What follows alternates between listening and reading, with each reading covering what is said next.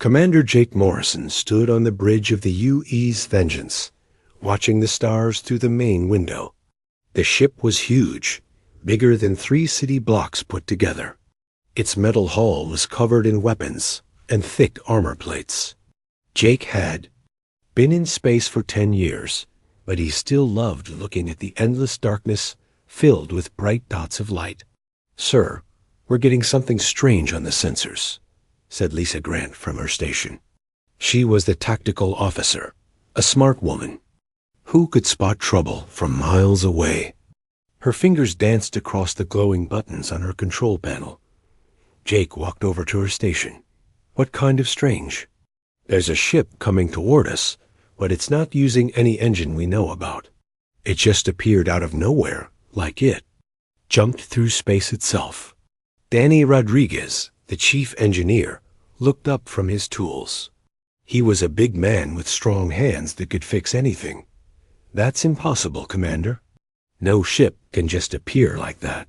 "Well, something did," Lisa said. "It's about half our size, and it's not showing any weapons." "Actually, it looks like it's falling apart," Jake frowned. In all his years of space travel, he had never seen anything like this. "Put it on the main screen." The large screen at the front of the bridge lit up, showing a strange ship that looked nothing like human vessels. It was round and smooth, with soft curves instead of sharp edges. The hull seemed to be made of some kind of crystal material that was cracked in many places. Small pieces were floating away from it. "It's beautiful," whispered Dr. Susan Blake, the ship's doctor. She was a quiet woman who cared about all living things. "But it's badly damaged." "Commander, they're trying to talk to us," Lisa reported. "The signal is weak, but I think I can put it through." "Do it," Jake ordered. The screen flickered, and suddenly they were looking at something that was definitely not human. The creature had pale blue skin and large, gentle eyes. It had no hair, and its head was bigger than a human's. When it spoke, its voice was soft and musical. "Please," the alien said. "We need help. My name is Kethmer. I speak for the Zealoty Federation. We have been looking for you, the Deathworld warriors." Jake's crew looked at each other in surprise. Deathworld warriors? What did that mean? "I'm Commander Morrison of the United Earthship Vengeance," Jake said slowly. "This is the first time we've met anyone from another world. What do you want?" "From us?"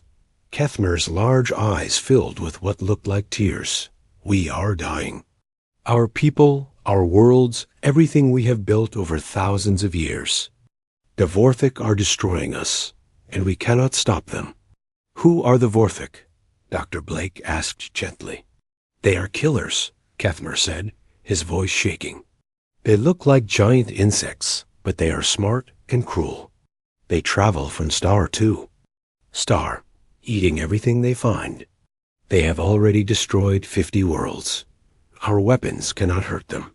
Our ships break like toys when they attack." Jake felt a chill run down his spine. "Why are you coming to us? We're just humans." "Just humans?" Kethmer laughed, but it was a sad sound. "You come from Earth, the most dangerous world we have ever heard of. Your planet tries to kill you every day with storms and earthquakes and wild animals.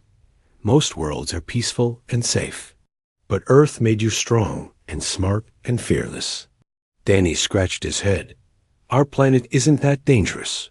We just learned how to live with it." "That is exactly why we need you," Kethmer said. "We have studied your people from far away. You fight wars that would terrify other species. You survive in places that would kill us in minutes. You are Deathworlders, the only ones who might be able to stop the Vorthik." Lisa checked her instruments. "Commander, I'm reading more ships coming toward us. They're big, and they don't look friendly." Kethmer's face went pale. "They found us. The Vorthik are here. Please, you must help us. We have technology to offer. Our jump gates can move your ships instantly across space. Our shields can protect you from their weapons. But we need your warriors, your weapons, your way of thinking. Jake looked at his crew. They were all watching him, waiting for his decision.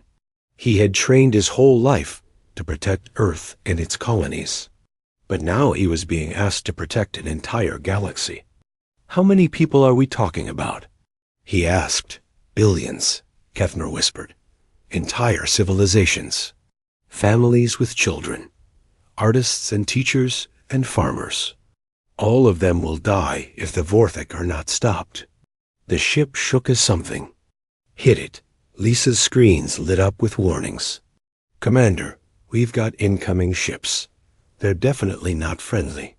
Jake saw fear in Kethner's eyes, but also hope. This alien creature had traveled across the galaxy to find them. He had called them Deathworlders, not as an insult, but as a title of respect. Danny, get me a secure channel to Earth Command, Jake ordered. Tell them we need the entire fleet out here. Lisa, prepare our weapons, but don't fire unless they... Fire first. Dr. Blake, see if you can help our new friend. You will help us? Kethmer asked. Jake looked at the alien's gentle face and thought about billions of innocent people facing monsters. We're humans, he said. We help those who can't help themselves. That's what we do. Kethmer closed his eyes in relief. Thank you. Thank you for being the warriors we hoped you would be. The ship shook again, harder this time. Jake knew that everything was about to change. Earth was no longer alone in the universe, and it looked like they were about to go to war with creatures they had never seen before. But they were humans, and humans had never backed down from a fight. Fleet Admiral Carol Manning sat in her office at Earth Command, reading the strangest report she had ever seen. The message from Commander Morrison was clear, but it was hard to believe. Aliens were real, and they wanted help fighting a war.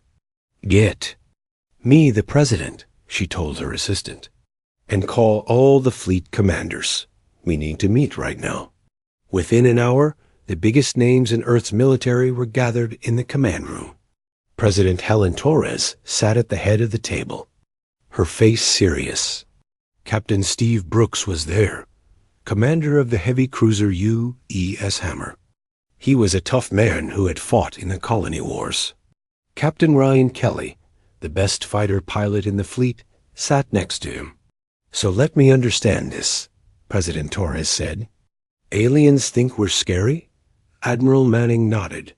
According to this Kethmer, most alien species come from worlds that are much safer than Earth.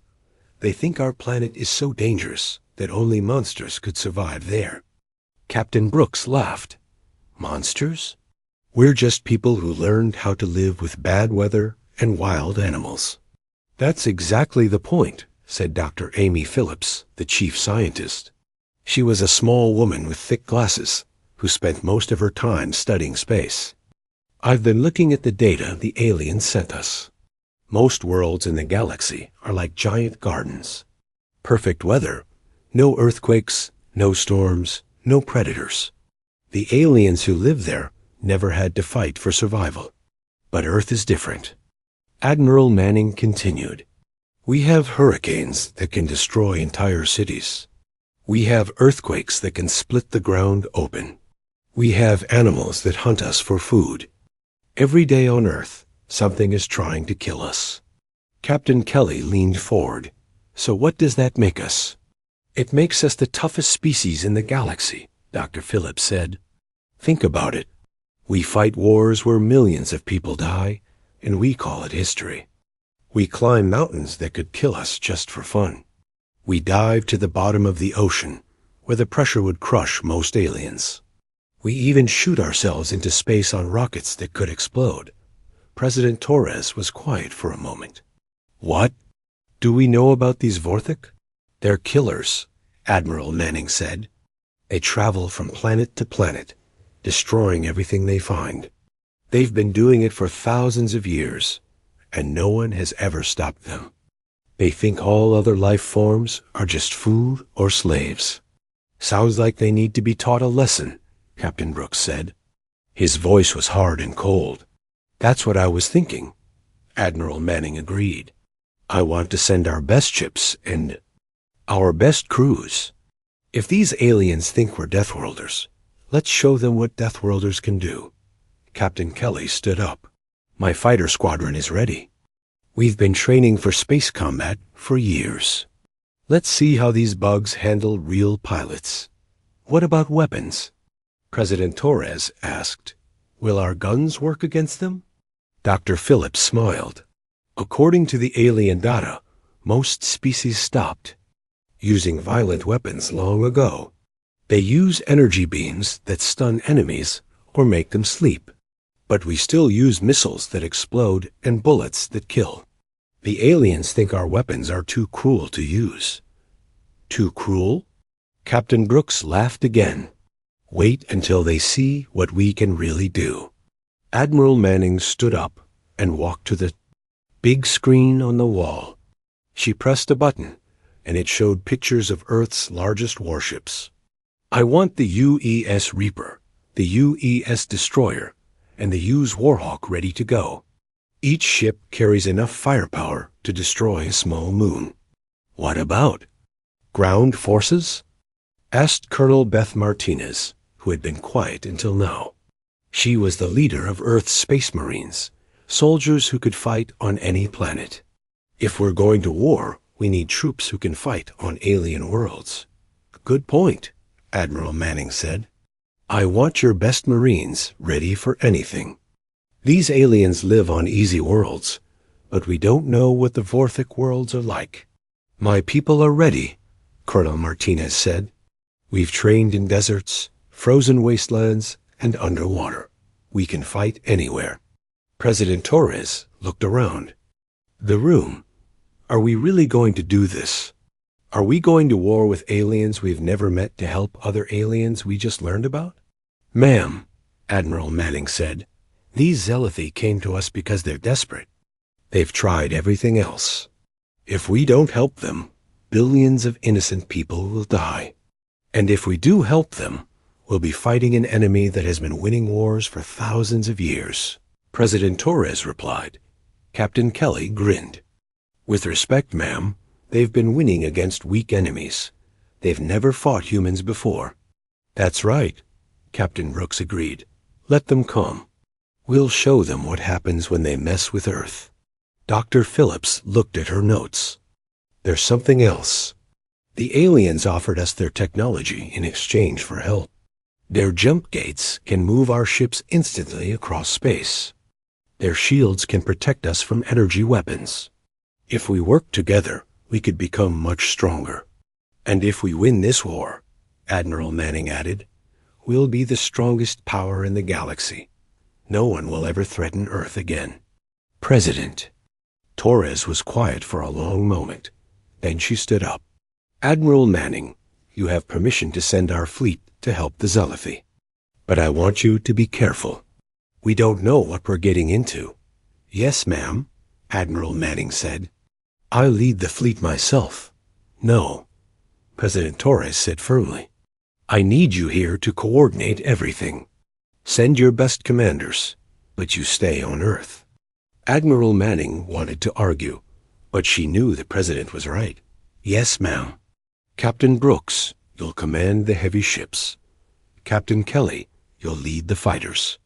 Colonel Martinez, you'll handle ground operations. What about Commander? Morrison? Captain Brooks asked. He'll stay with the aliens and coordinate with them. He's already made contact, so he knows them best. The meeting ended with everyone rushing to prepare. Within hours, the biggest fleet Earth had ever assembled was getting ready to leave the solar system. Ships that had been built to protect Earth's colonies were now going to fight in a war among the stars. As the fleet prepared to leave, Admiral Manning sent a message to all the crews. You are about to face an enemy that has conquered 50 worlds.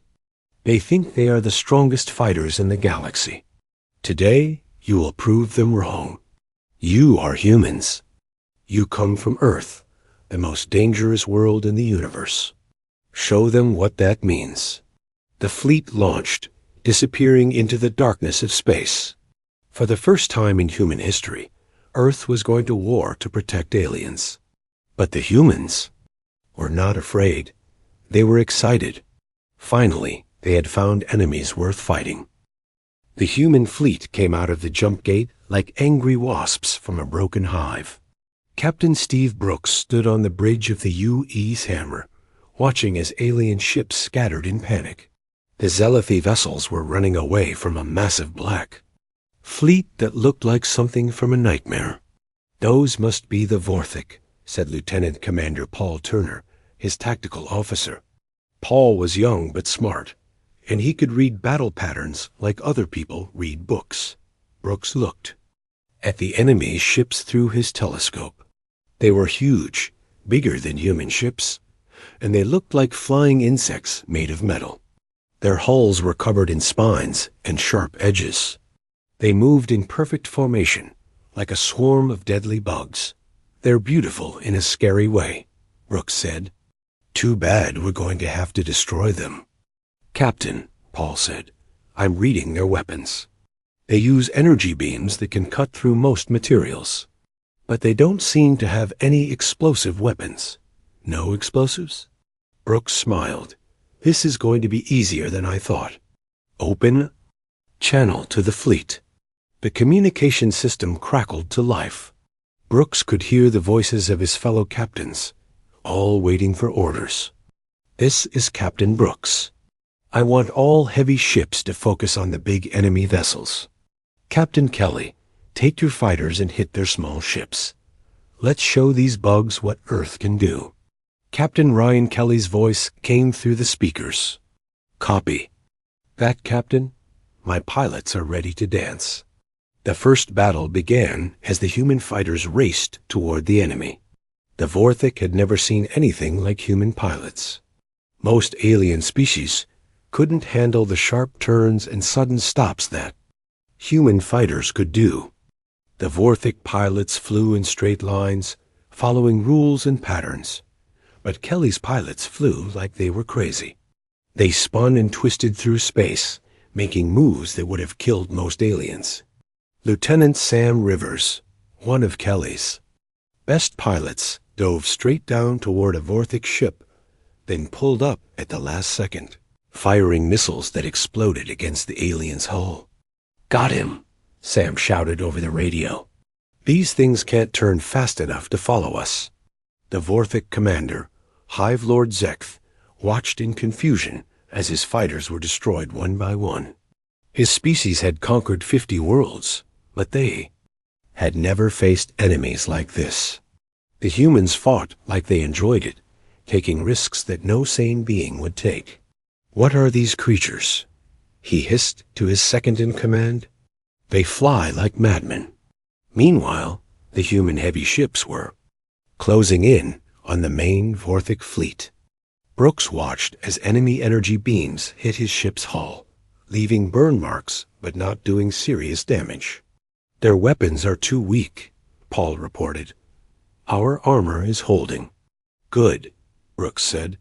"Let's show them what real weapons look like." Fire. All missiles. The U.E.'s Hammer launched a cloud of nuclear missiles toward the nearest Vorthik ship. The aliens had never seen weapons like this before. Their energy beams tried to stop the missiles, but there were too many of them. The first missile hit the Vorthik ship and exploded with the power of a small sun. The alien vessel broke apart like a toy, pieces flying in all directions. The other Vorthik ships stopped moving, as if they couldn't believe what they had just seen. "Direct hit," Paul said with satisfaction. "That ship is gone." Other human ships were having similar success. The U.E.'s Reaper fired its main cannon, sending a solid metal projectile the size of a car straight through a Vorthik cruiser. The U.E.'s destroyer used cluster bombs that filled space with thousands of small explosives, destroying 3 enemy fighters at once. But the real shock came when the Vorthik tried to board a damaged human ship. Colonel Beth Martinez and her Marines were waiting for them, The aliens came through the airlock, expecting to find scared creatures begging for mercy. Instead, they found humans in full battle armor, carrying weapons that fired solid bullets at incredible speed. "Welcome to Earth military tactics," Colonel Martinez said as her Marines opened fire. The Vorthik were strong and had thick shells, but they moved slowly and fought in predictable patterns. The Marines were smaller but faster, and they fought like they had been born for war. Private Danny Rodriguez, not the same Danny from the first ship, threw a grenade that exploded in the middle of a group of Vorthik soldiers. The aliens had never seen explosive weapons used in close combat. They were used to energy weapons that killed cleanly, not bombs that tore bodies apart. "They're running," shouted Sergeant Lisa Grant, not the same Lisa from the first ship. "The bugs are actually running away." The Vorthik who survived the boarding attempt fled back to their ships, but they brought terrible news to their commander. The humans didn't just fight to win, they fought to destroy. They used weapons that caused pain and fear, not just death. Hive Lord Zekth had never encountered anything like this in 1,000 years of conquest. His species was used to overwhelming weak enemies with superior numbers. But these humans seemed to get stronger when they were outnumbered. "Fall back," he ordered his fleet. "We need to regroup and study these creatures." But Captain Brooks wasn't about to let them escape. "All ships, pursue the enemy. Don't let any of them get away." The human fleet chased the Vorthik across the star system, destroying stragglers and damaged ships.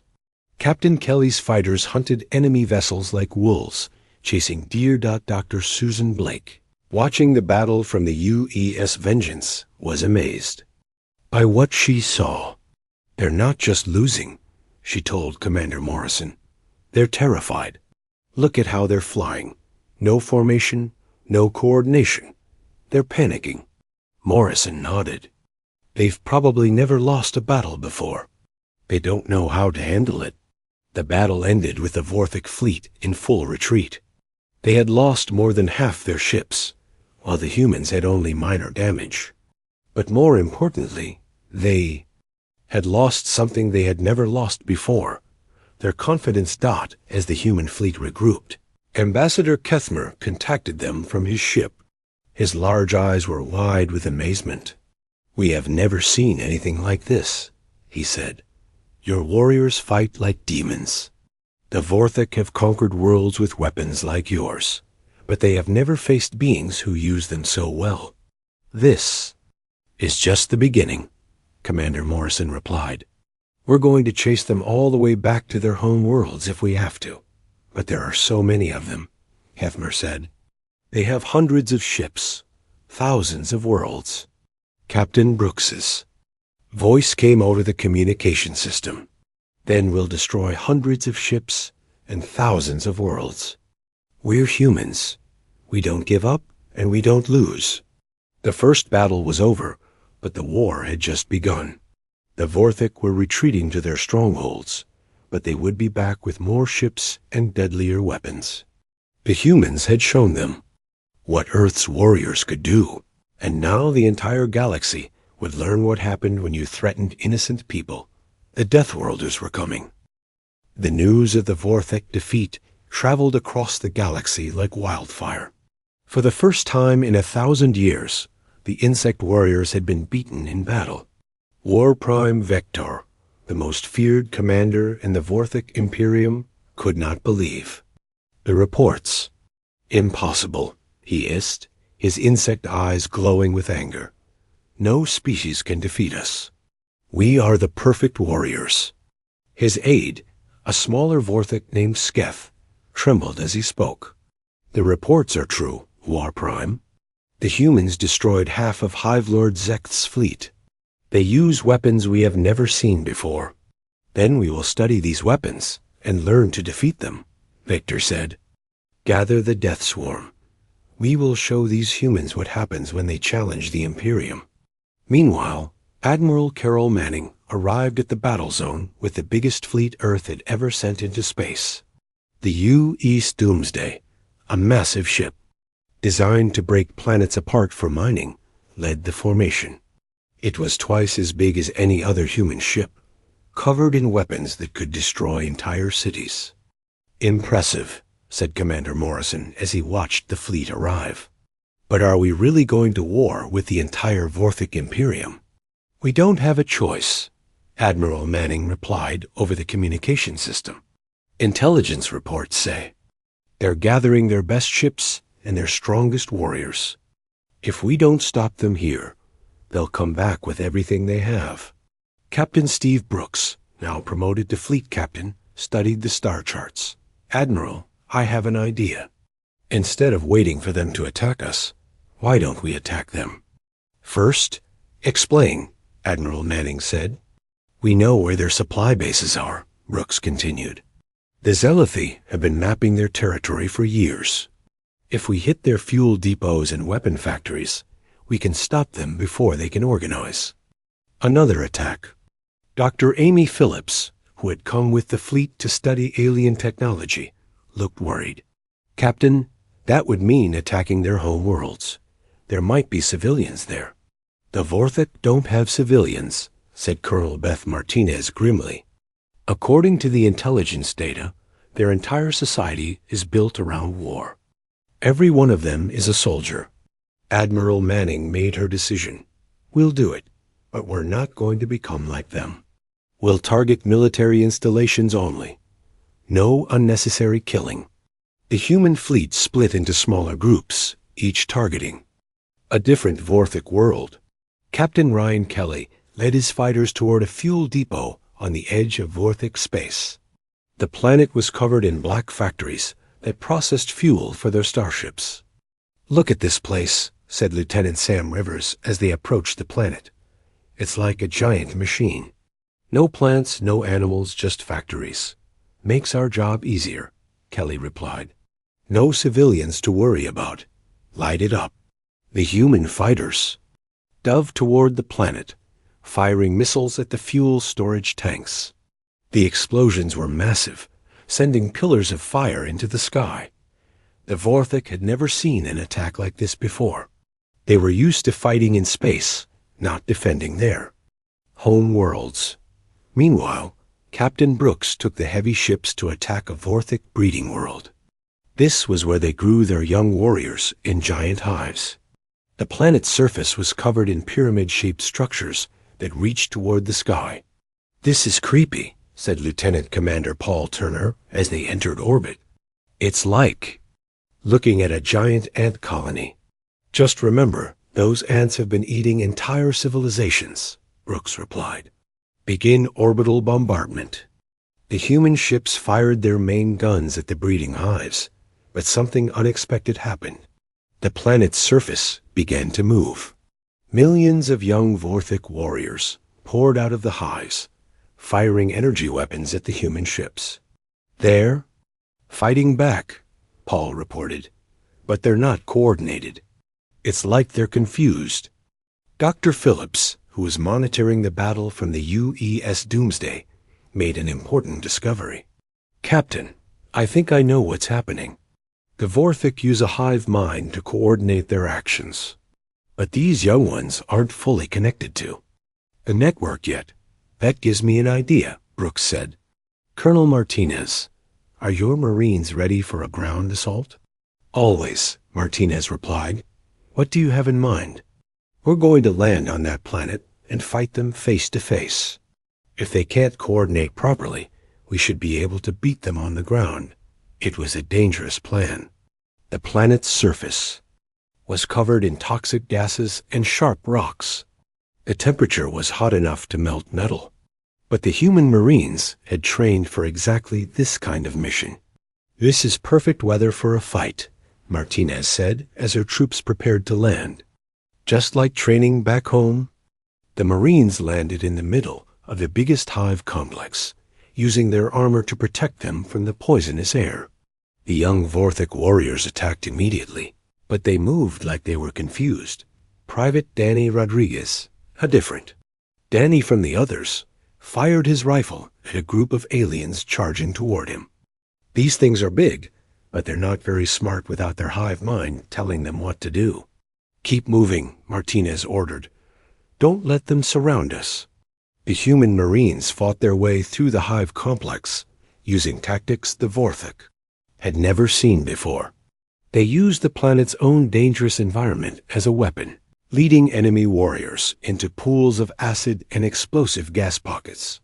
Lieutenant Sarah Blake, Dr. Blake's sister, threw a grenade into a group of aliens, then used the explosion to collapse a tunnel behind them. They're not used to this kind of fighting, she reported. They keep trying to form up in lines, like they're on a parade ground. The real turning point came when the Marines found the central hive chamber. It was a massive room filled with thousands of young Vorthik warriors, all connected to a giant brain creature that controlled their actions. That's their command center, Martinez realized. If we destroy that brain, they'll all be helpless. The Marines fought their way to the brain creature, facing waves of desperate Vorthik defenders. But the aliens were fighting to protect their leader, not to win a battle. They kept throwing themselves at the humans in pointless attacks. They're not thinking, observed Sergeant Mike Johnson. They're just following basic instincts. Martinez planted explosive charges around the brain creature and led her troops to safety. The explosion that followed was heard across the planet. When the smoke cleared, the young Vorthik warriors were wandering around aimlessly, no longer controlled by their hive mind. News of the successful ground assault spread to the other human forces. On world after world, the Vorthik were being defeated by enemies they couldn't understand. The humans fought in ways that made no sense to them. War Prime.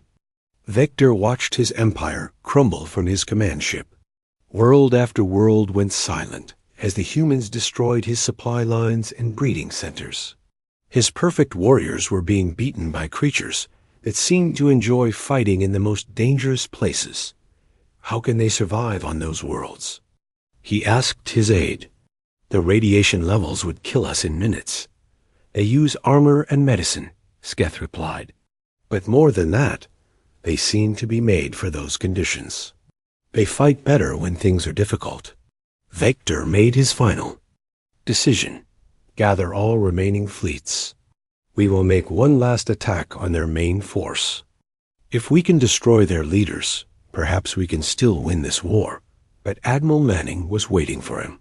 The human fleet had regrouped around Zelothy world, using it as bait to draw the Vorthik into a trap. When Vector's death swarm arrived, they found themselves facing the full might of Earth's military. All ships, attack formation, Manning ordered. Let's finish this. The final battle was about to begin. The final battle lasted 3 days. War Prime Vector threw everything he had at the human fleet, but it was not enough.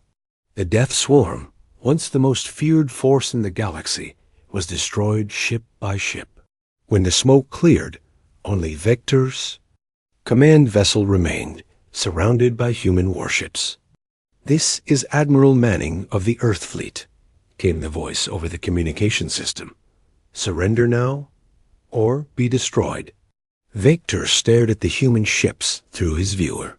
They were smaller than his vessel, but they had beaten his entire fleet. For the first time in his long life, he felt fear. "We surrender," he said quietly. The news spread across the galaxy within hours. The Vorthik Imperium, undefeated for 1,000 years, had been conquered by a species that most aliens had never heard of. The humans had done something that seemed impossible, but the humans were not finished. Admiral Manning sent a message. "To every Vorthik world in the galaxy, you have 72 hours to withdraw from all conquered territories. You will return all captured beings to their home worlds.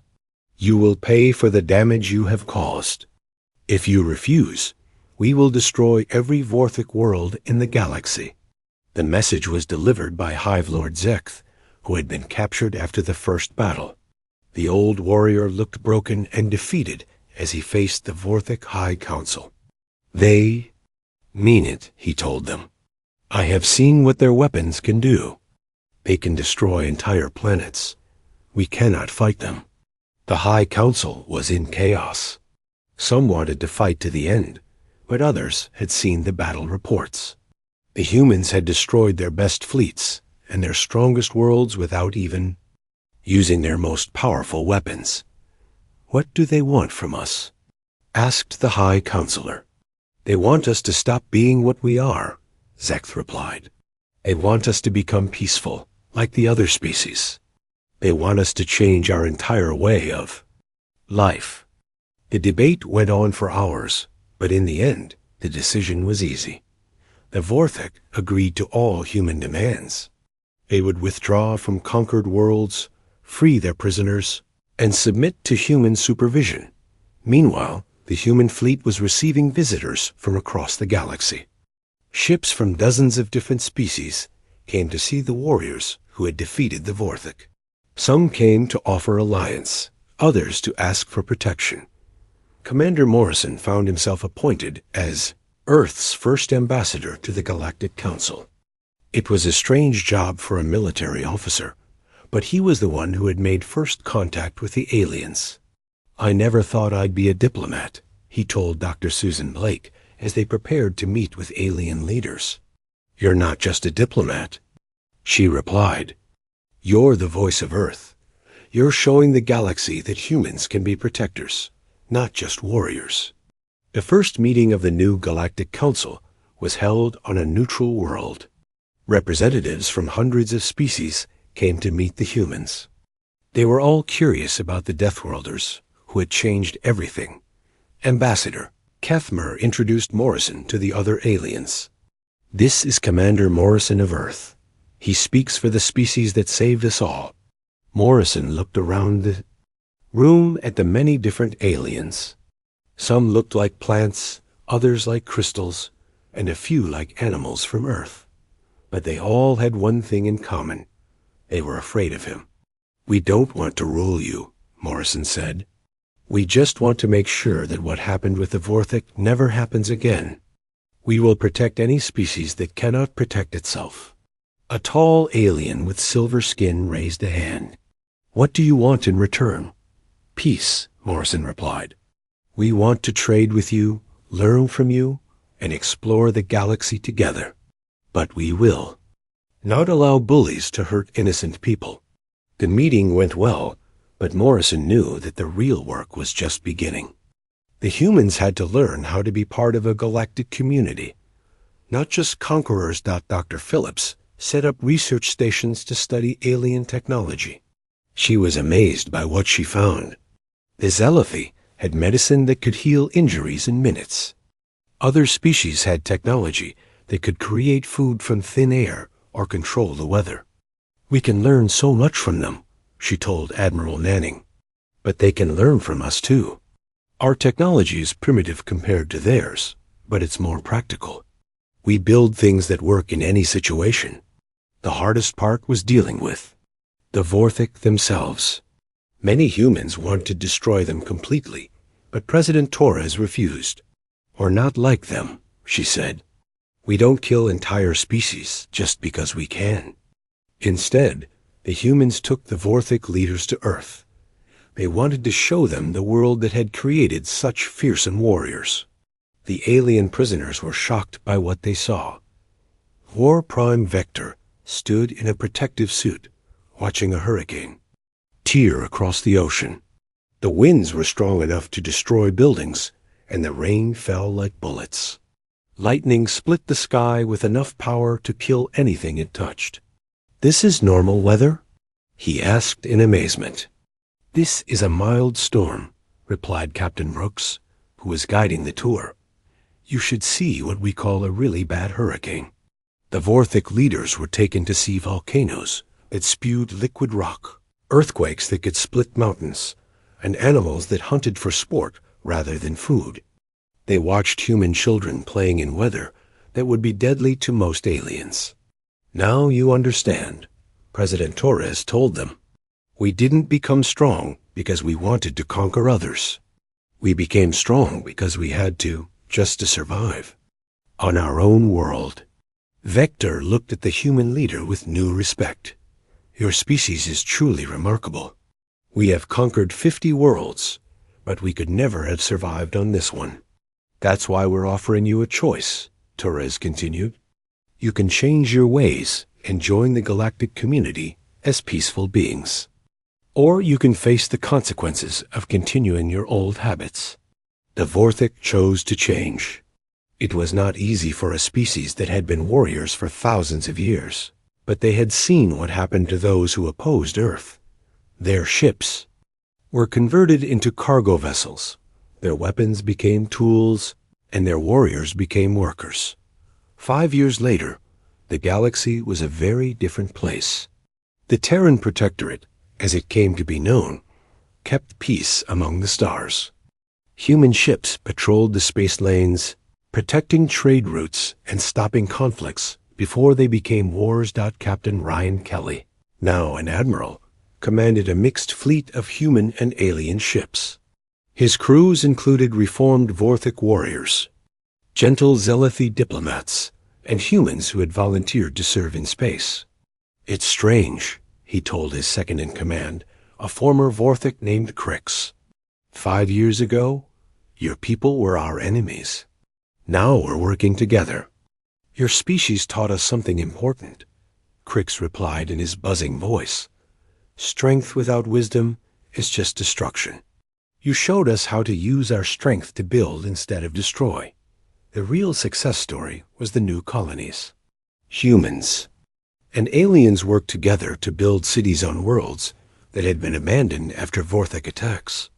The humans provided the hard work and practical knowledge, while the aliens contributed their advanced technology. Dr. Blake opened the first interspecies medical center, where human doctors worked alongside alien healers. She had learned to treat injuries that no human had ever seen before, while teaching alien medics how to deal with the kinds of wounds that only Deathworlders could survive. We're not just treating bodies, she explained to a group of young doctors. We're healing the wounds between species. Every patient we save together makes the galaxy a little more peaceful. The most important change was in how species saw each other. The humans had proven that being different didn't mean being enemies. The galaxy was big enough for everyone, as long as they were willing to work together. Commander Morrison, now ambassador. Morrison stood in his office looking out at the stars. Through his window, he could see ships from dozens of different worlds coming and going. Trade was booming, science was advancing, and for the first time in centuries, no one was afraid of invasion. A knock at his door interrupted his thoughts. Ambassador Kethmer entered, carrying a datapad with the latest reports. The weekly report, Kethmer said, handing him the pad. Trade is up 15%, and we've had no military incidents for 6 months. Morrison smiled. Hard to believe it's been 5 years since you first found us. Sometimes I wonder if we made the right choice, Kethmer said quietly. We called you Deathworlders, thinking you were monsters. But you turned out to be the most moral species in the galaxy. We're not perfect, Morrison replied. We still have our problems, but we learned something important from this war. Being strong doesn't mean you have to be cruel. Being tough doesn't mean you can't be kind. The conversation was interrupted by an urgent message from the Deep Space Monitoring Station. A new signal had been detected from the far edge of the galaxy. It was a distress call from an unknown species, asking for help against some new threat. Morrison looked at Kethmer, who was already reaching for his communicator. Should we respond? The alien asked. Of course, Morrison replied. That's what we do. We help those who can't help themselves. Within hours, a new fleet was being assembled. Human ships loaded with medicine and supplies, Vorthic vessels carrying construction equipment, and Zelethi diplomatic ships ready to make contact with the unknown species. The UES Pioneer, humanity's first interstellar colony ship, was being prepared for its maiden voyage. It would carry humans and aliens together to establish the first truly integrated colony in the galaxy.